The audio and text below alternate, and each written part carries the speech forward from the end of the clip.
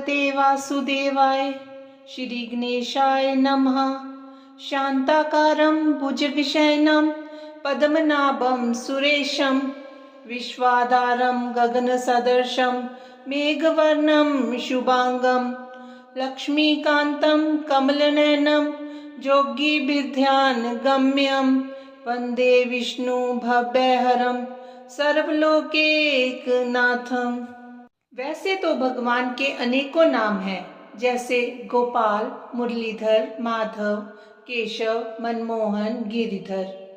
पर भगवान का सबसे सुंदर नाम है भक्तवत्सल, जिसका अर्थ होता है वह जो अपने भक्तों के स्नेह, प्रेम, भाव पर बहुत ही जल्दी रीझ जाएं और अपना सर्वस्व निछावर कर दें।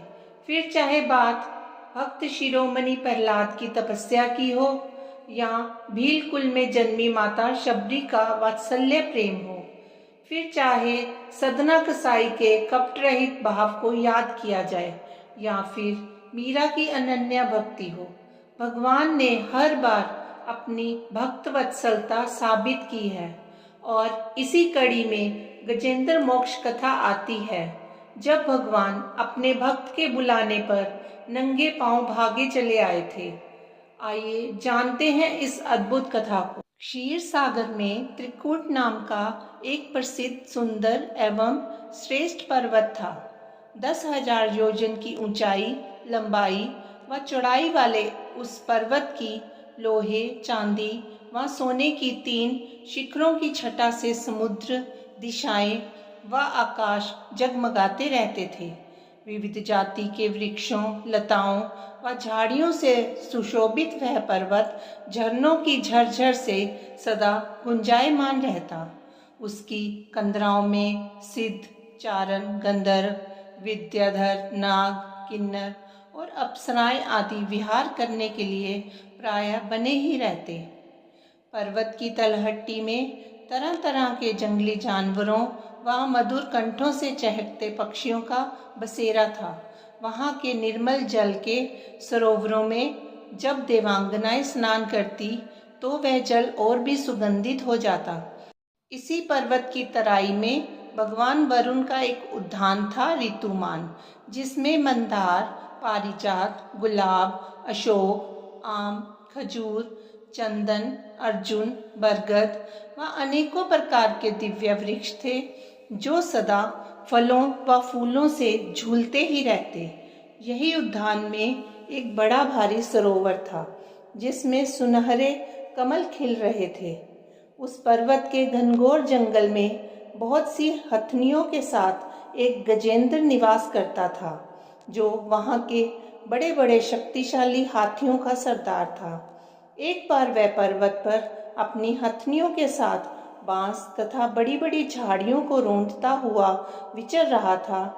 उसकी गंध मात्र से सिंह, गैंडे आदि हिंसक पशु डर कर भाग रहे थे और उसकी कृपा से भेड़िए, सुअर, कुत्ते, बंदर, खरगोश आदि सब निर्भय विचरण कर रहे थे। गज भरी धूप में प्यास से व्याकुल हो अपने छोटे बच्चों, हाथियों व हथनियों के साथ उस सुगंधित सरोवर की ओर चल पड़ा।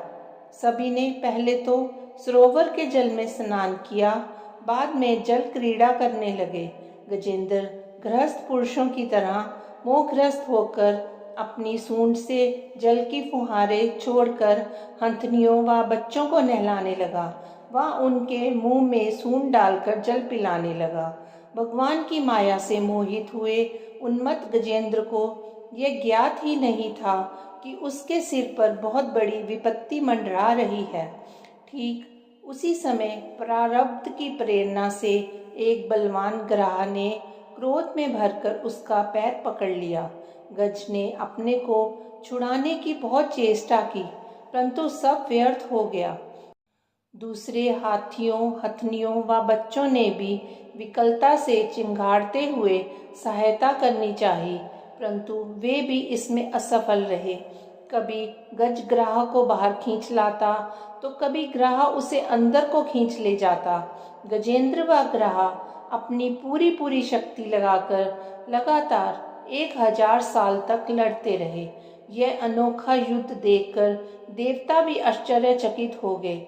जल में लंबे समय तक खींचे जाने से गजेंद्र का शरीर व मन दोनों शिथिल पड़ गए और ग्राह तो ठहरा जलचर, अतः वह तो और अधिक उत्साह और बल से गजेंद्र को खींचने लगा। इस प्रकार देहाभिमानी गजेंद्र अपने प्राणों को संकट में फंसा देख विचार करने लगा कि यह ग्राह विधाता की फांसी ही है। मैं स्वयं व मेरा संपूर्ण परिवार मुझे ना बचा पाया।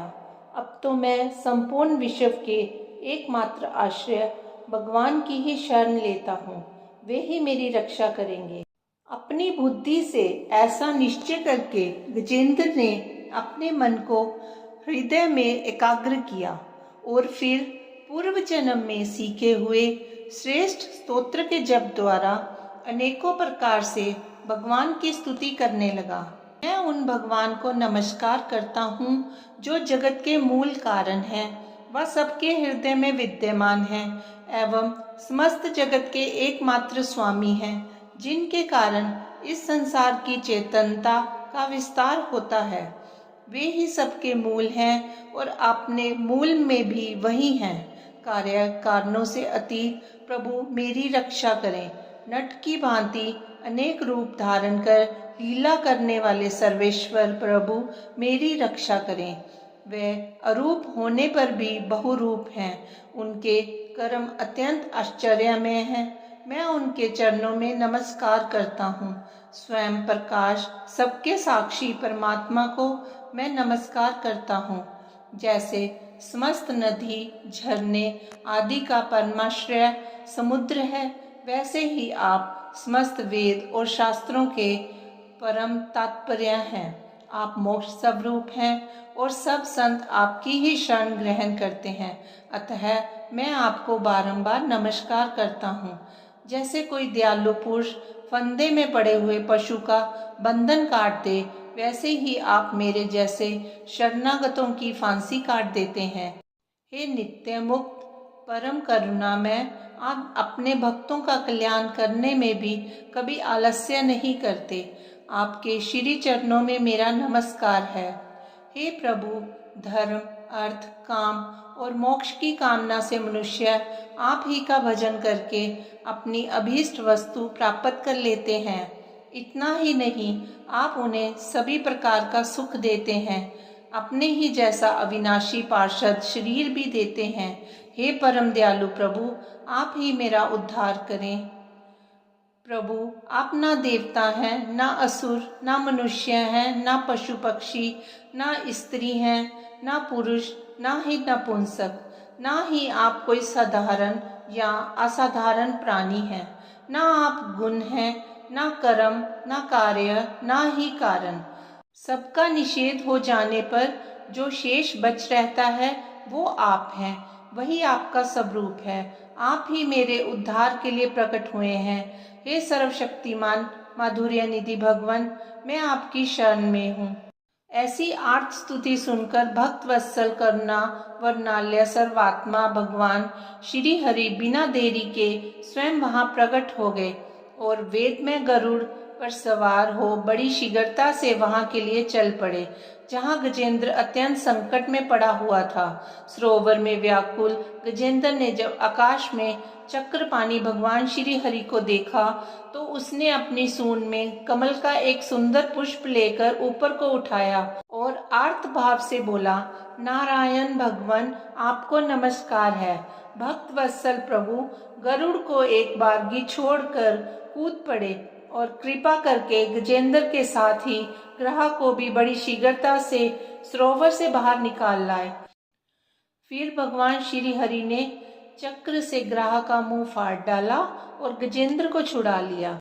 उस समय सभी देवता भगवान की प्रशंसा करने लगे और उनके ऊपर फूलों की वर्षा करने लगे।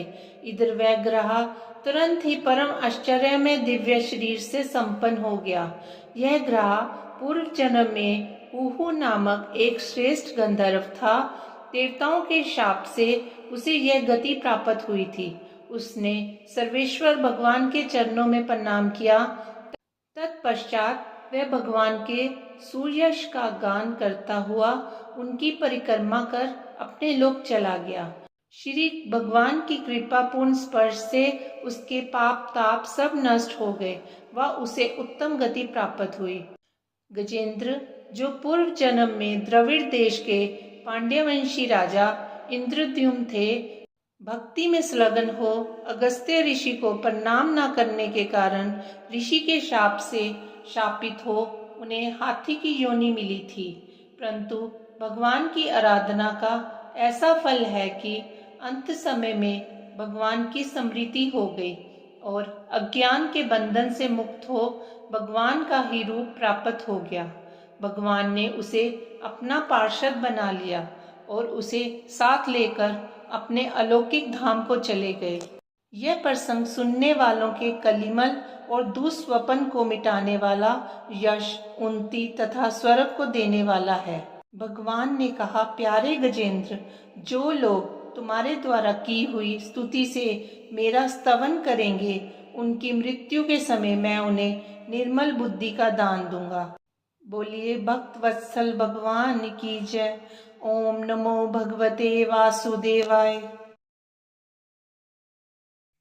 श्रीर्विष्णु कमलाशारंगी लक्ष्मीर्वैकुंठ नायकः पद्मालया चतुर्बाहु क्षीराब्दी तन्याच्युतः इंदिरा पुंडरीकाक्षा रमा गरुड़वाहनः भार्गवी शेष पर्यंको विशालाक्षी जनार्दनः स्वर्णांगी वरदो देवी हरिरिंदुमुखी प्रभु सुंदरी नरकध्वंसी लोकमाता मुरांतकः भक्त प्रिया दानवारी अंबिका मधुसूदनः वैष्णवी देवकी पुत्रो रुक्मणी केशिमर्दनः वरलक्ष्मी जगन्नाथा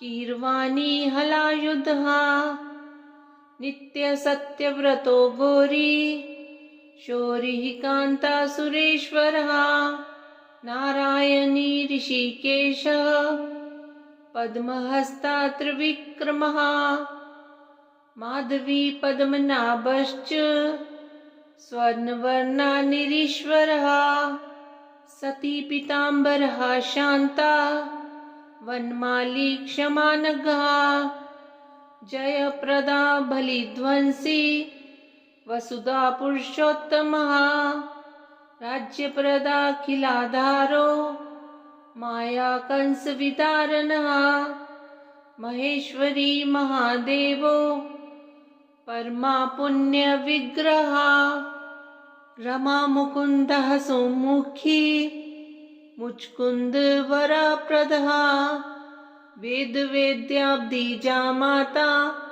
सुरूपार्केन्दुलोचनः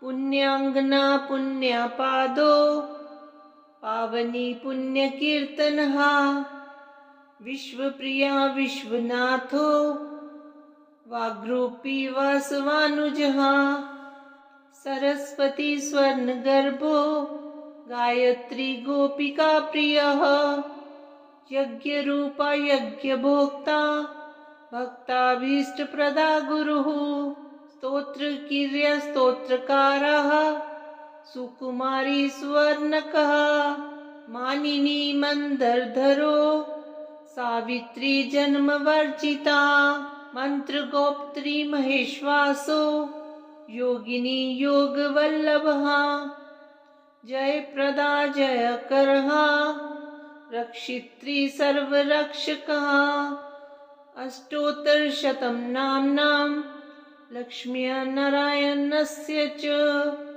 ये पठेत् प्रातरुत्थाय सर्वदा विजयी भवेत्।